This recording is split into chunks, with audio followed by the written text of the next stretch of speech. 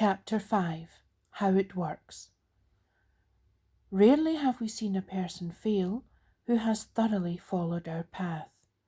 Those who do not recover are people who cannot or will not completely give themselves to this simple program. Usually men and women who are constitutionally incapable of being honest with themselves. There are such unfortunates. They are not at fault. They seem to have been born that way. They are naturally incapable of grasping and developing a manner of living which demands rigorous honesty. Their chances are less than average.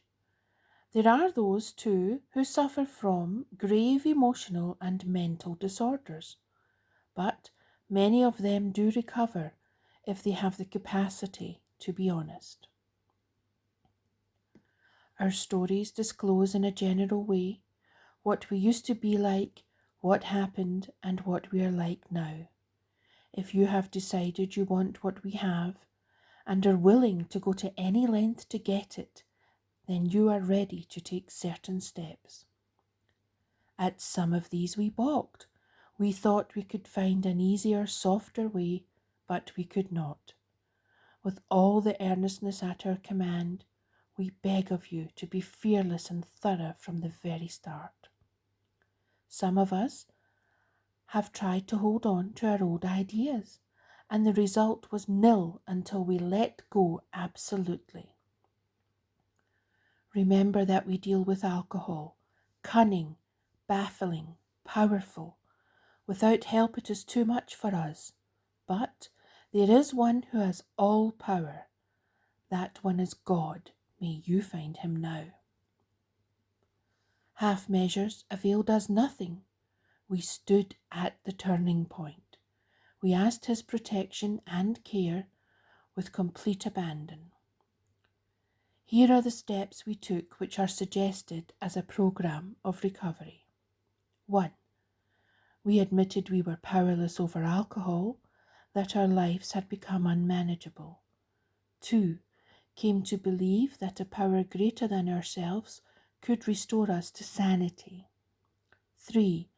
Made a decision to turn our will and our lives over to the care of God as we understood him. 4.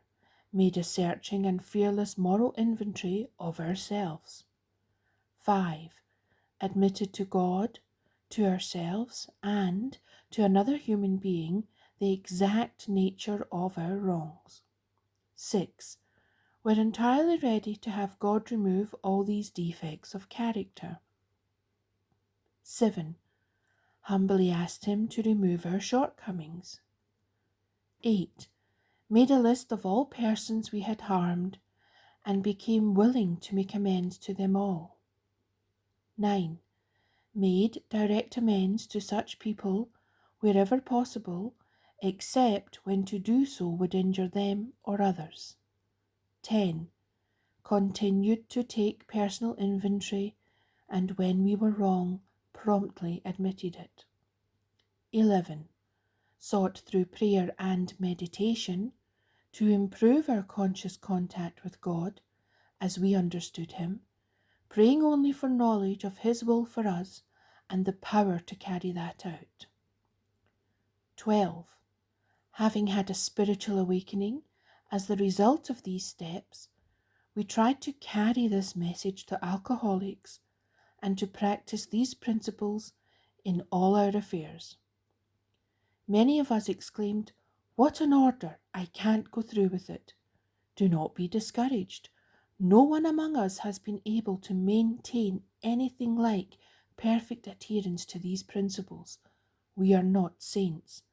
The point is that we are willing to grow along spiritual lines. The principles we have set down are guides to progress.